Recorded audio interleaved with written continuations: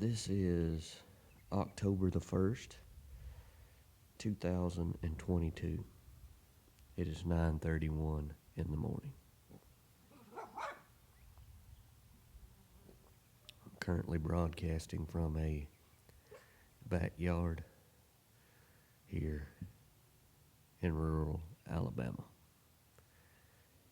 Everything's been going okay with me, though. I guess you'd say I have found a new peaceful way to live. I don't know if it's new or not. Maybe it comes and goes sometimes. Being content and living in peace is something that's very hard to do in a chaotic world. But I guess it's been a little over a month ago now. We lost a friend to cancer, and he was a fairly young man, around, I think he was 46, left behind his wife and daughter, a 6-year-old daughter, and whenever something like that happens, I've always found it to be obviously very painful and difficult to deal with, no matter how close you are to somebody like that. Just seeing the pain that a loss like that can create is hard to deal with, but it's also a reminder of how fragile life is, and how to maybe not take it so seriously and try to enjoy your days that you have here and not get caught up in the day-to-day, dreary and monotonous task that you may be participating in.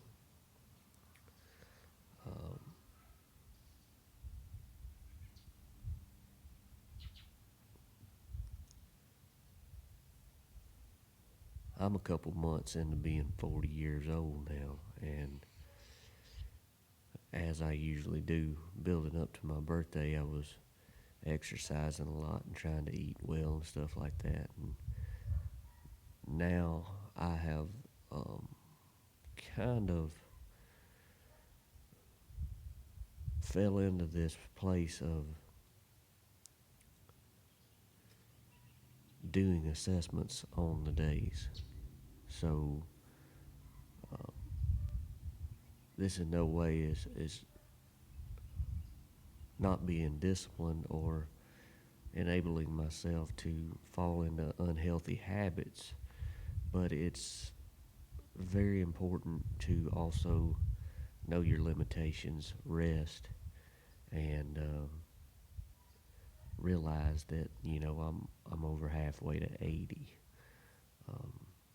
That's 80 years old, and knowing how fast that the 40 years that I have been here has gone by, I don't take it lightly that it won't be long if I live and don't run into some of the difficulties that our friend that we lost ran into. If I am able to live a healthy, long life, it doesn't last that long. The days go by very quickly. The good times with friends are few and far between, and most of our days as blue-collar Americans are spent, trying to make a living and spend a little time with your family when you get home, and then getting up and doing it again. And when you break it down to 5 out of your 7 days a week are spent doing that, that's a huge percentage of your life that is going to be spent doing that. So with the stock market woes and stuff that have gone on, it has been a big eye-opener for me to try to save some money and make the right decisions to be able to retire, you know, be able to spend some time doing the things that I enjoy doing. And you got to be prepared for that. It takes a lot of planning, and now I'm seeing it as I'm getting older. I'm 100% honest with you. I'm not ready. Uh, Even if I were to be 65, I don't know if I'll be ready. And that's a reality that is hard to talk about, and it's hard for people to be honest with themselves. Um,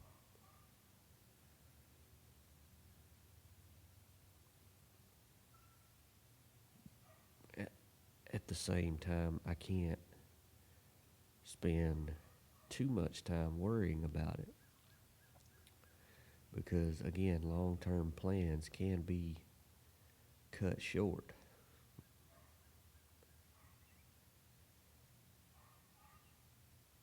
So we just, hardworking people like myself, I like to think of myself as a hardworking person. I try to do my best as much as I can. Nobody's perfect. We all have our off days and things, but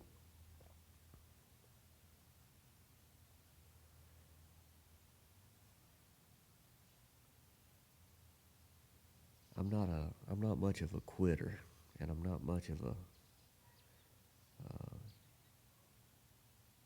a guy who will just lay back and let life beat me down. So I'm constantly fighting and struggling to keep keep the pedal down and and get after it, as they say. So I guess that's what my life's gonna be. No matter how much longer I'm here, the majority of it is gonna be spent getting after it and trying to make money. There are alternative lifestyles that can get you out of that grind, so to speak, which are a lot of people have sold their homes and gone into van life and whatnot, and then you have people that go to an either further extreme and check out and get them a tent out there on the west coast on Venice Beach and uh, just just check out of society. But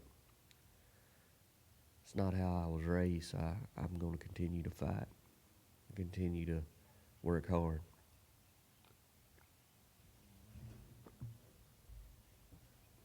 Take this shirt off right quick. It's getting warm out here.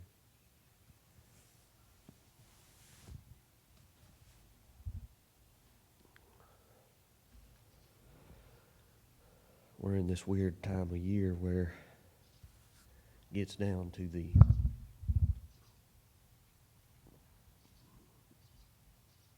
high 40s, low 50s at night, and around 78 or 80 during the daytime. So when that sunshine comes out, warms up fairly quickly.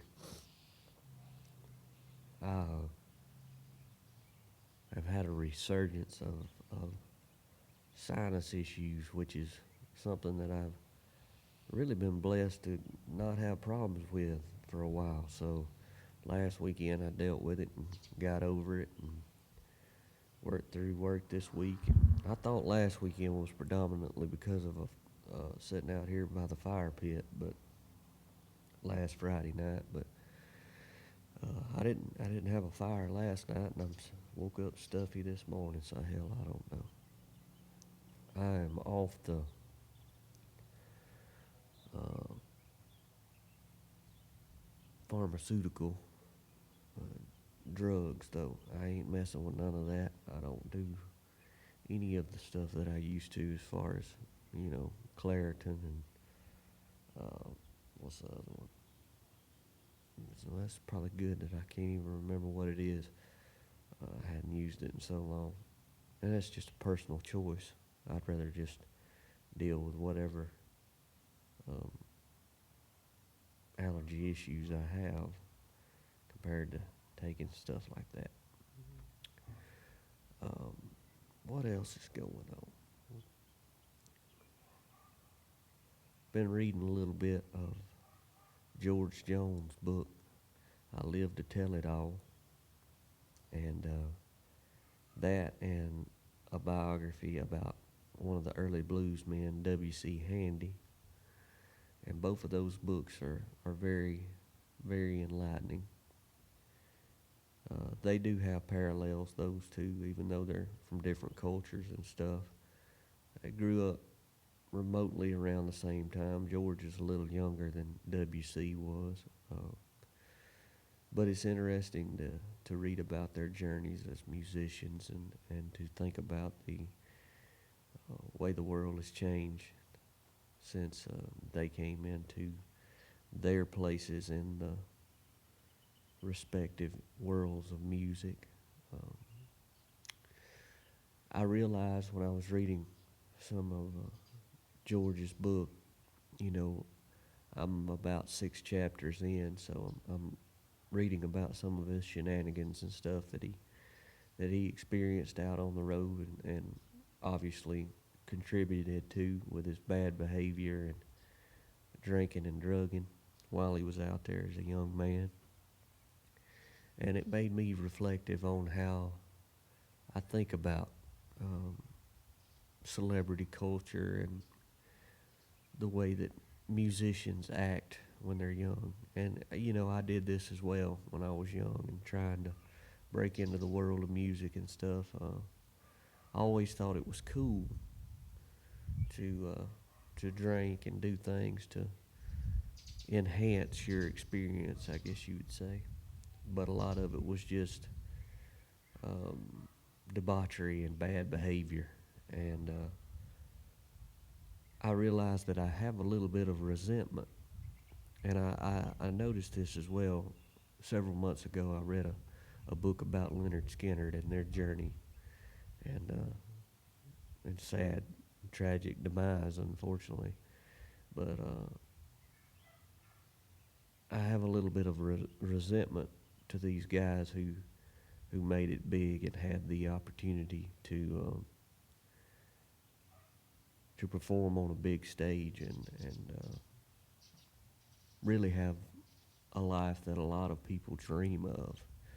And I understand the pitfalls of how it's so difficult to deal with being a celebrity and whatnot. I'm not saying that. I think that's part of the reason why I didn't pursue it harder is because I knew that I could not deal with that deep down. I could not deal with, the constant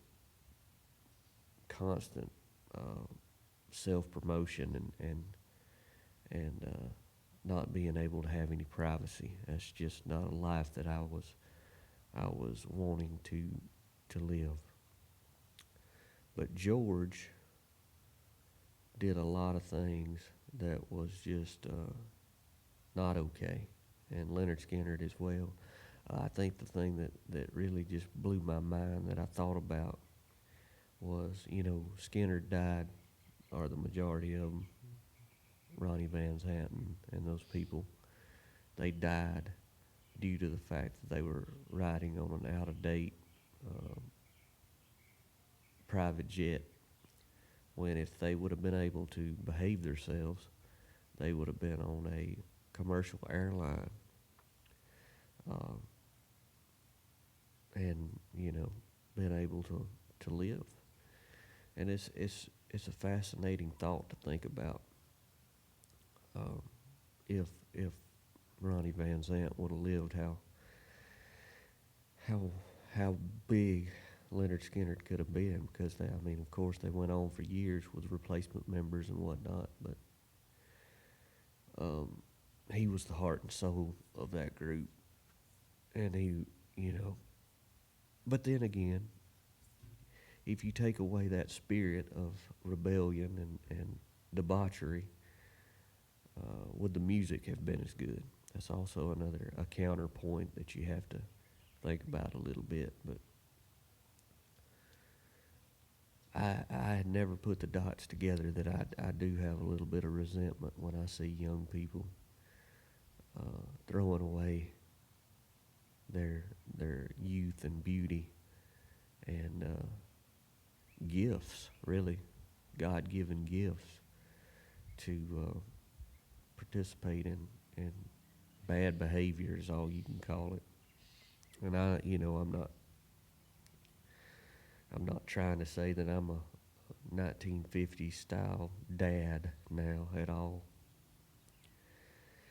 because I still like to have a few drinks and stuff myself and maybe chatter on about some things that I should probably keep my mouth shut about. But my filters got a lot better, and my uh, discernment, I guess you would say, as far as commenting on things that really don't matter in the long term, or um, me sharing my opinion on can't do anything but hurt me uh, or hurt somebody else that has a different opinion than mine. I've one of the most important life lessons I've learned is to not speak on certain issues and not talk about certain things.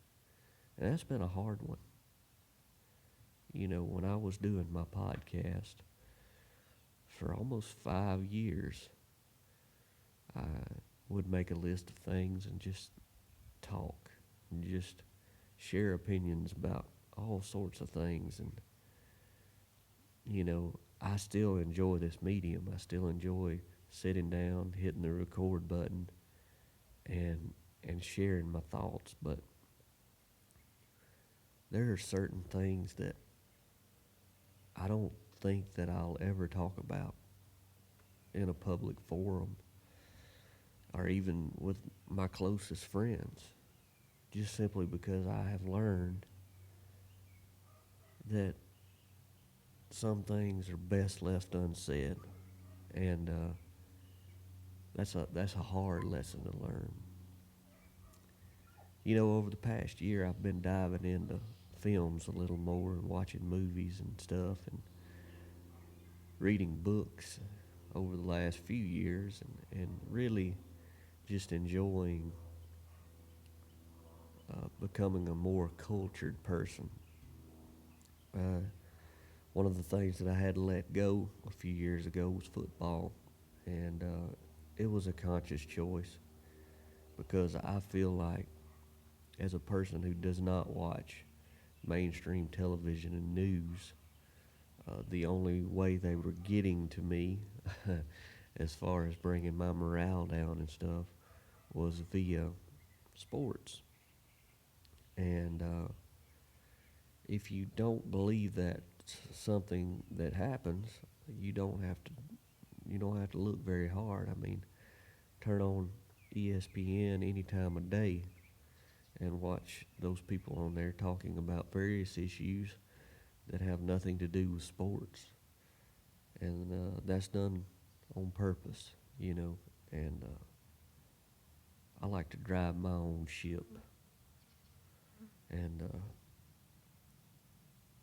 the only way to do that is to not participate in uh, what is honestly no more than propaganda machines.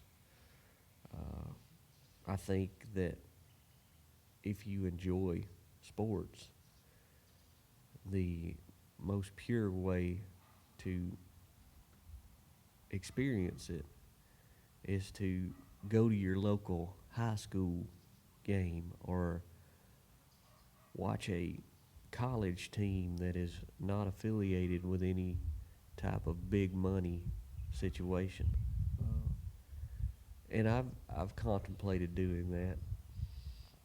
Um, I haven't got there yet because honestly, I have a lot of hobbies. I do woodworking. We've got into gardening.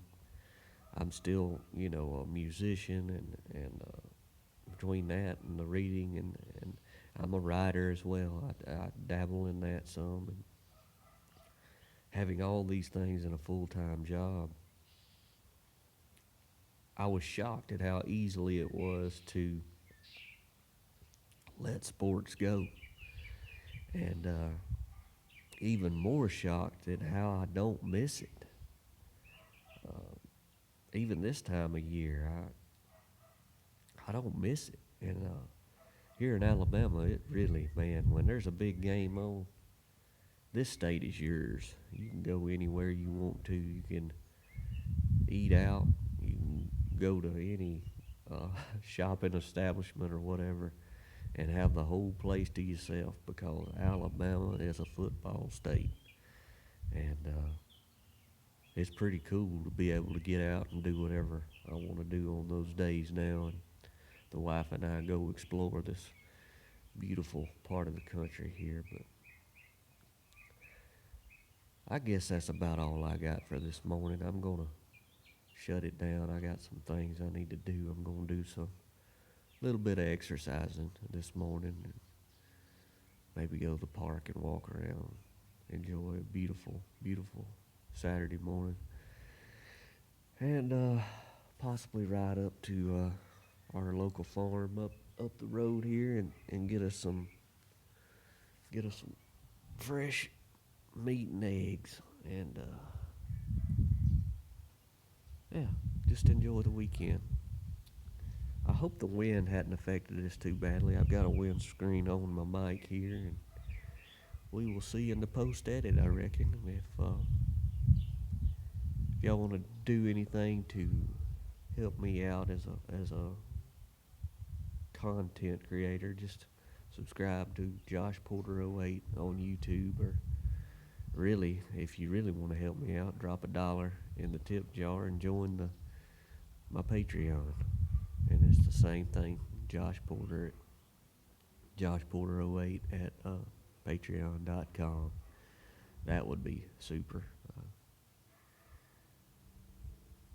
I don't ever foresee myself getting rich as a musician, but if everybody that was subscribed to me on my YouTube page would just drop $1 in there, that would be life changing, and I could actually dedicate all my time to music and podcast. But I don't know if that'll ever happen. I know everybody's pretty tight now in today's America in 2022. So anyway, y'all have a great weekend, and this will be going out to you sometime in the future.